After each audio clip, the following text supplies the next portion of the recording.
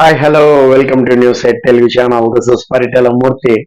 First డేనే మొదలెట్టేశారబ్బా గొడవలు అనేది అయితే నాకు అనిపించింది. ఫస్ట్ డేనే అంటే కొంచెం సర్దు మణిగుతుంది, కొంచెం ఒకరి గురించి ఒకరు తెలుసుకోవాలి. అదేం లేదు, నేనంటే నేను తోపు అని అయితే మొదలెట్టేశారు. ప్రతి ఒక్కరు కూడా చాలా ఓవర్ స్మార్ట్ గానే ఉన్నారు, అందులో డౌటే లేదు. అందుకే గేమింగ్ అనేది బాగా అంటే బిగ్ బాస్ అనే గేమింగ్ అనేది బాగా అవకాశం పట్టి వచ్చారనమాట. సో ఏది ఎలా ఆడాలి, ఏది ఎక్కడ ప్లస్ అవుతుంది, సో బాగా తెలుసుకున్నారు, నేర్చుకున్నారు, ఎగ్జిక్యూట్ చేస్తున్నారు అనిపిస్తుంది. ఎందుకో అనేది డీటెయిల్ గా మీకు చెప్తాను. అంతకంటే ముందు మీరు నా కోసం ఒక చిన్న హెల్ప్ చేయాలి. ఏంటంటే సో బ్రేకింగ్ న్యూస్ యాప్ ని డౌన్లోడ్ చేసుకోండి, డిస్క్రిప్షన్ లో లింక్ ఉంది. సో ఈ యాప్ ని మీరు కూడా భాగస్వాములు అవ్వచ్చు. అంటే మీరు కూడా ఎక్కడున్నా కూడా న్యూస్ అనేది ఇవ్వచ్చు అనమాట. అంటే మీరు కూడా మీ పరిసర ప్రాంతాల్లో న్యూస్ ని కవర్ చేసి పెట్టచ్చు. అలాగే మీరు న్యూస్ ని చదవచ్చు, వినొచ్చు, చూడొచ్చు. ఇది ఏ టెక్నాలజీతో రూపొందిన సరికొత్త యాప్ ని మీరు ఎక్స్పీరియన్స్ చేయండి. జస్ట్ వేసుకోండి, చూడండి. సో బాగుంటేనే ఉంచుకోండి, అదర్వైజ్ అన్ఇన్స్టాల్. అంతే కదా, ఎవరైనా అంతే. సో చాలా బాగుంటుంది, ప్రామిసబుల్ యాప్. నేనైతే వాడుతున్నాను. Download breaking news app. అరచేతిలో అఖండ విశ్వం. Okay, coming to the episode. First నేను మణికంఠ నుంచి స్టార్ట్ చేస్తా. ఏంటంటే నాగమణికంఠ ఇంకా ఆదిత్య ఓం ఇష్యూ, వాళ్ళిద్దరి గురించి నేను ఆల్రెడీ డిస్కస్ చేశాను నా ప్రీవియస్ వీడియోలో. చాలా మందికి అర్థమైంది, కొంతమంది మెసేజెస్ పెడుతున్నారు అర్థం కాలేదు. ఏంటంటే నేను రివ్యూలో కూడా చెప్పింది ఏంటంటే నాగమణి ఆదిత్య ఓము ఓట్ చేసినందుకు కాలింది, అందులో సందేహం లేదు. మరి ఆదిత్య ఓంతో పాటు నలుగురు కూడా చేశారు కదా అమ్మాయిలు, మరి వాళ్ళ మీద కూడా కావాలి కదా అన్న నోట్ దిస్ పాయింట్. అంతేకాదు అక్కడ తన గురించి పాస్ట్ ఏదైతే జరిగిందో పాస్ట్ గురించి చెప్తున్నప్పుడు నన్ను ఇంటరప్ట్ చేస్తున్నారు అనే పాయింట్ ని ఎలివేట్ చేస్తున్నాడు. అక్కడ అసలు ఆ పాయింట్ ని ఎవరు ఎలివేట్ చేయట్లేదు. పదే పదే అదే చెప్పడం వల్ల ఏమవుతుంది, ఓహో తన గురించి తను చెప్పుకునేవట్లేదు కావాలని అందరూ వ్యూవర్స్ కూడా అనుకుంటూ ఉంటాం. కాబట్టి అక్కడ మ్యాటర్ అది కాదు. ఫ్లాష్ బ్యాక్ ఉంది బ్రదర్, అందరికీ కూడా ఒక ఫ్లాష్ బ్యాక్ ఉంది. మాట్లాడినివ్వడం లేదు, ఎవరికల్లా టైం వచ్చినప్పుడు చెప్పుకుంటారని పక్క నుంచి చెప్తున్నా కూడా వినిపించుకోవట్లేదు. అదేంటి బ్రదర్, నేను వెళ్ళిపోయే మూమెంట్ లో అసలు నేనేంటనేది చెప్పుకోవాలి కదా, ఆ పాయింట్ హైలైట్ చేస్తున్నాడు. కానీ అక్కడ నిఖిల్ మాట్లాడిన పాయింట్ వేరే ఉంది. ఏంటి, ఆదిత్య ఓం వచ్చి ప్యాచప్ చేసుకున్నాడు, సారీ చెప్తున్నాడు, అయినా కూడా వినే స్టేజ్ లో లేవు, కొంచెం పెద్దవాళ్ళు కదా, కాస్త ఆ రెస్పెక్ట్ ఇవ్వచ్చు అన్న విధంగా చెప్తున్నాడు, ఒక సలహాలో చెప్తున్నాడు బ్రదర్ లాగా. అది కూడా నచ్చలేదు ఇక్కడ. సో ఇక్కడ ఇంకోటి ఏంటంటే నాగమణి ఎంత స్మార్ట్ అంటే ఆదిత్య ఓం వచ్చి సారీ చెప్తున్నా కూడా, అంటే ప్యాచప్ చేసుకుంటున్నాలని చూస్తున్నా కూడా సార్ డినై చేస్తున్నాడు. అందుకని కొంచెం ఆదిత్య ఓం కూడా నాకెందుకు వచ్చిందిలా గొడవ అన్నట్టు పక్క తిరుగుతున్నాడు. మీరు అబ్జర్వ్ చేసినట్టే ఎంటైర్ ఎపిసోడ్ లో ఎక్కడ కూడా మీకు అంత స్క్రీన్ స్పేస్ అనేది రాలేదు. సో వినే స్టేజ్ లో కూడా నాగమణి కంటే లేడు. వెంటనే నేను తీసుకోలేను, దాన్ని నేను తీసుకోలేక అలా చేస్తున్నాను, ఇలా మాట్లాడుతున్నాడు. సో మీకు పాయింట్ అర్థమైంది అనుకుంటా. అంటే ప్యాచప్ కి ఎక్కడ కూడా స్కోప్ ఇవ్వట్లేదు మనోడు. సో నేను వెంటనే తీసుకోలేను, అదే సిచ్యువేషన్ లో మీరుంటే అక్కడ ఏం చేస్తారు అన్నట్టుగా కూడా మాట్లాడుతున్నారు. అలాగే ఇక్కడ ఒక పాయింట్ చెప్తాను నాగమణి కంటకి. ఇప్పుడు అదే సిచ్యువేషన్ లో లేడీస్ కూడా ఉన్నారు కదా. సో మరి అక్కడ రాని కోపం మనోడి మీద ఎందుకు వచ్చింది?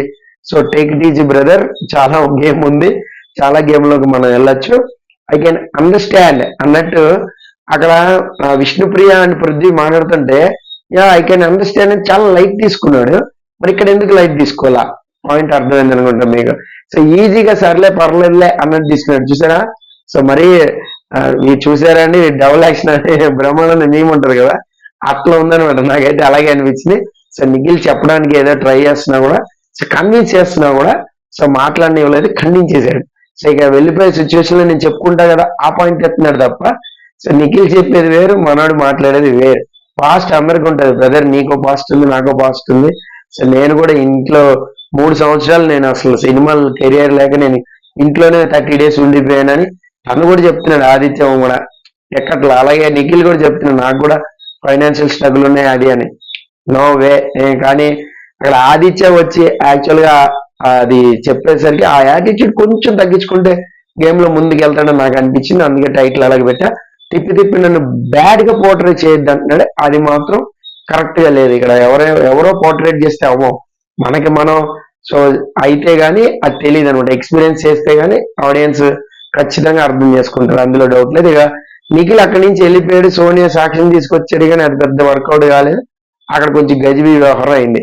ఈ ఎంటైర్ ఎపిసోడ్ అందరూ చూశారు కాబట్టి నాకైతే కొంచెం నాగమణి యాటిట్యూడ్ తగ్గించుకుంటే మంచిది అనేది నాకు అనిపించింది. మీకేమనిపించిందని కామెంట్ బాక్స్ లో మస్ట్ గా కామెంట్ చేయండి. అలాగే ఇంకోటి ఏంటంటే ఇక్కడ మణి సీత ఇద్దరు కూడా బాగా మంచిగా జెల్ అయ్యారు, మంచి కనెక్ట్ అయ్యారు అనమాట ఇద్దరు కూడా. సో ఒక పక్క నుంచి వాళ్ళిద్దరు కూడా డిస్కషన్స్ అనేవి పెట్టుకుంటున్నారు, ఇంకో పక్క నుంచి మన శేఖర్ భాష కుళ్ళు జోకులు వేద్దాం అన్నాడు. సో పర్ఫెక్ట్ వ్యూ అంటే ఐ లవ్ యూ అన్నట్టు ఆ కుళ్ళు జోకులు అనేవి పేల్చాడు. సో ఇంకా ఈ పాయింట్ వచ్చినప్పుడు ఇంకోటి చెప్తాను మీకు ఏంటంటే రేషన్ వచ్చింది. రేషన్ వచ్చినప్పుడు అక్కడ నిఖిల్ లీడ్ తీసుకుని చక్కగా డివైడ్ చేస్తుంటే అది కూడా నచ్చలే మనోడికి. మధ్యలో మణికంఠ ఏంటి మరి ఏమంటావు అంటే సర్లే సర్లే అన్నట్టు మాట్లాడేది. సో ఎక్కడో కాలుతుంది, మణికంఠకి అయితే మండుతుంది, అది డౌట్ లేదు, మీరు గమనించారు లేదా. సో బయట మాత్రం పడలేదు కానీ అక్కడ ఖచ్చితంగా ఉంది. నామినేషన్స్ లో అయితే ఇద్దరికి కొంచెం గట్టిగా పడేలాగా ఉంది. ఇప్పుడు చీఫ్ అయ్యాడు కాబట్టి మేబీ నామినేట్ చేయకపోవచ్చు అని నేను అనుకుంటున్నా. చీఫ్లను ఎవరు నామినేట్ చేయకూడదు అని బిగ్ బాస్ చెప్తే ఫసక్కే వాళ్ళకే వేరే రీజన్స్ ఎత్తుక్కోవాలి. సో ఇంకోటి ఏంటంటే ఇర్రెస్పాన్సిబిలిటీ ఆకలి, ఇర్రెస్పాన్సిబిలిటీ ఉంది, ఇలాగా ఎపిసోడ్ అంతా ఈ ఇర్రెస్పాన్సిబిలిటీ మీదే నడిచింది. మళ్ళీ అది ప్యాచప్ అయిపోయింది అనుకోండి, అది వేరే విషయం బేబాబుకి అండ్ సోనియాకి. సో వాళ్ళిద్దరు కూడా కొంచెం చిన్నపాటి ఆ కుక్కర్ ఉడకడం ఇష్యూలో కాసు కొట్టుకున్నారు. ఇంకోటి ఏంటంటే ఒకసారి ఇదైంది కదా, మళ్ళా వచ్చి ప్యాచప్ చేసుకుంటా అది ఫన్నీ లాగా ఒక పర్లేదు ప్రాంక్ లాగా మాట్లాడుకున్నారు. అదేంటో నాకు అర్థం కాదు. అలాగే సోనియా అండ్ శేఖర్ భాష ఇద్దరి మధ్యలో కూడా అలాగే జరిగింది. మళ్ళీ ఇది టైం పాస్, నాకు ఏం తోచట్లేదు, కావాలని ఆర్గ్యూ పెట్టుకున్నా అన్నట్టు అక్కడ శేఖర్ భాష మాట్లాడుతుంది. అక్కడ చేసిందే పెద్ద తప్పు, ఆరెంజ్ తో క్యాచ్లు ఆడతాం. సరే అమ్మాయి చెప్పింది, సోనియా చెప్పినా ఆపలేదు. నా ఆరెంజ్ నా ఇష్టం, నా బాడీ నా ఇష్టం అని గౌతమ్ అన్నట్టు. సో నా ఆరెంజ్ నా ఇష్టం, నేను తినకూడదు రూల్ ఉందా, మళ్ళీ నేను అక్కడ పెట్టినప్పుడు కదా మాట్లాడాలి అని ఇలా సొల్లు లాజిక్లు మాట్లాడేది. కానీ అక్కడ తెగిపోయింది భాష. అనవసరంగా ఇంకా దాన్ని ఏమంటారు అతికించడానికి ట్రై చేయకూడదు. ఆల్రెడీ లాగినంత లాగేసి తెగిపోయింది కూడా. సో భాషపై అయితే విరిచిపడింది సోనియా. అక్కడ ఆర్గ్యుమెంట్ లో కొంచెం సోనియాది వ్యాలిడ్ పాయింట్స్ ఉన్నాయి, అక్కడైతే శేఖర్ భాష అదే మిస్టేక్, అందులో డౌట్ లేదు. నాకైతే అలాగే అనిపించింది. ఎందుకంటే ఆరెంజ్ తో ఆటలు ఏంటండి, నాగార్జున చేతులు అయితే బాగా పడతాయి ఈ విషయంలో. ఆయన అన్ని వదిలేసి ఈ కొసర ఆరెంజ్ పాయింట్ పట్టుకుంటాడు, మనకు తెలుసు కదా. అలాగే ఫుడ్ రెస్పాన్సిబిలిటీ కాదని మళ్ళీ ఒక కవరింగ్ కోటింగ్ ఇచ్చాడు శేఖర్ భాష. అది కొంచెం ఎందుకో ఎక్కడో తన్నింది మనోడదని అనిపించింది. సో ఆ మాట చుట్టూనే యాక్చువల్గా ఎపిసోడ్ అంతా ఉంది ఈ రెస్పాన్సిబిలిటీ అని. ఇంకా టాస్కుల్లోకి వచ్చేద్దాం. మనం నైనిక ఫెంటాస్టిక్ ఇచ్చి పడేసింది. హ్యాట్స్ ఆఫ్ నైనిక, సమస్య లేదు. నేను ఎప్పుడు చెప్తూ ఉంటా, ఎవరు బాగా ఆడితే వాళ్ళని పొగుడుతాం, అందులో సమస్య లేదు. సో నేను లైవ్ లో చూశాను రోప్ టాస్క్, చాలాసేపు హ్యాండిల్ చేసుకుని పట్టుకుందంటే ఫెంటాస్టిక్. అసలు ఇక్కడ ఒక విషయం గమనించారు లేదా కానీ, అఫ్రిది యష్మి గౌడని కావాలని ఇలా ఊపుతూ రోప్ని తోసాడు. సో శేఖర్ భాష కూడా చేయేసాడు కాదన్నాను, కానీ ఎక్కువ ఊపింది మాత్రం ఆఫ్రిదీనే. ఆ తర్వాత సిట్టింగ్ లో కూర్చున్నప్పుడు సో పైన ఉన్నప్పుడు రోప్ని తోసేయాలి, ఎట్లయినా సరే చీఫ్ అవ్వాలి కదా, అదే కదా గేమ్. అఫ్రిది అలా మాట్లాడాడు. సో మరి అఫ్రిది ఏంటిది, తను అవుట్ అయింది మా మధ్యలో, ఆ తర్వాత నువ్వు శేఖర్ భాష ఇద్దరు పడిపోయారు, మరి ఏంటిది అనేది క్వశ్చన్ మార్క్. మళ్ళీ ఈయన గారికి సపోర్ట్ తీసుకుంటూ కొంతమంది మాట్లాడారు, దాని గురించి ఇప్పుడు డిస్కస్ చేద్దాం. ఆ తర్వాత నెక్స్ట్ గేమ్ లో అయితే నైనిక ఫెంటాస్టిక్ జంప్ ఏదైతే ఉందో చేసుకుంది, ఎన్ని కలెక్ట్ చేయాలి అన్ని చేసింది. ఇక్కడ ఏంటంటే లైవ్ లో కూడా మనకు కౌంటింగ్ చూపించలేదు బ్రదర్. గేమ్ ఆడుతుంటే వీళ్ళ రియాక్షన్స్, వీళ్ళ మాటలు, వీళ్ళ ఆడేవిడే చూపెడుతున్నారు తప్ప అక్కడ గేమ్ అయితే ఫోకస్ చేయట్లా. అది టెలికాస్ట్ లో వస్తుంది, మళ్ళీ స్ట్రీమింగ్ లో మనం వెనక్కి ముందుకెళ్ళి చూసుకోవాలన్నమాట. నెక్స్ట్ ఓటింగ్ దగ్గరే లొల్లి అనేది జరిగింది. సో డ్రీమ్ ని డిస్ట్రాక్ట్ చేసేయండి, ఎవరైతే చీఫ్ అవ్వాలనుకున్నారంటే డిస్ట్రాక్ట్ చేసి పెడతారు. అక్కడ ఆర్గ్యుమెంట్స్ కూడా అందరూ కూడా చూశారు. ఇక్కడ మీకు కొన్ని సామెతలు చెప్తా. ఏంటంటే కమ్మకి లేని దొరద కత్తిపేటకి ఎందుకు, తలకి లేని నొప్పి జెండు బాంబుకి ఎందుకు, గజ్జికి లేని దొరద జాలిం లోషన్కి ఎందుకు అని ఒక సామెతలు ఉంటాయి. ఈ సత్యనారాయణ గారి సినిమాలో ఎక్కువగా ఉంటాయి ఇలాంటివి. ఇలాగా అఫ్రీది తరఫున మీరెందుకు ఫైట్ చేస్తారమ్మా? అఫ్రీది మాట్లాడుకున్నాడు ఆల్రెడీ, అఫ్రీది అవుట్ అయింది ఫస్టే. అంటే టాప్ ప్రియారిటీలో అఫ్రీదిని తీసేయాలనుకున్నారు వాళ్ళిద్దరు. ఆ తర్వాతే మీకు బేబక్కని తీశారు, ఆ తర్వాతే మీకు శేఖర్ భాషని తీశారు. అంటే అఫ్రీదిని ఎప్పుడు తీశారు? ఫ్రమ్ ది బిగినింగ్ లో తీశారు. అంటే ఆ పాయింట్ మీద మీరు వాడిని తీసేశారు కదా, మరి ఆ పాయింటే పట్టుకుని వీడిని యష్మిని ఎందుకు చేశారనే ఒక తొక్కలో లాజిక్ ని పెడతానికి ట్రై చేశారు, కానీ అదైతే పెద్ద వర్కౌట్ కాలేదు.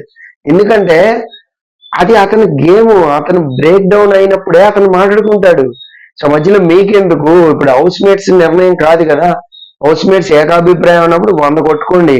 అక్కడ వాళ్ళిద్దరు చీఫ్లు మూడో చీఫ్ ని ఎంచుకోమన్నారు. అంటే ఒక కెప్టెన్ రేషన్ మేనేజర్లు ఎంచుకున్నట్టు ఉంది నాకైతే. సరే ముగ్గురు కలిసి కెప్టెన్ లాగబడతారేమో మనం చూద్దాం. కానీ అక్కడ యష్మి గౌడ సెలెక్ట్ అయినప్పుడు డిస్కషన్ ఎందుకు, ఇంకా వేస్ట్ కదా. ఇప్పుడు శేఖర్ భాషని చేస్తారు, అక్కడ మాట్లాడితే శేఖర్ భాష మాట్లాడాలి, లేదంటే యష్మి గౌడ మాట్లాడుకోవాలి. నన్ను ఎందుకు సెలెక్ట్ చేశారు, నేనేం చేశా అని మాట్లాడలేదు కదా. అప్పటికే సోఫాలో కూర్చుని ఒక మాట అందేం, మా వాళ్ళిద్దరూ మాత్రం శేఖర్ని మాత్రం సెలెక్ట్ చేయకూడదమ్మా అని అంది.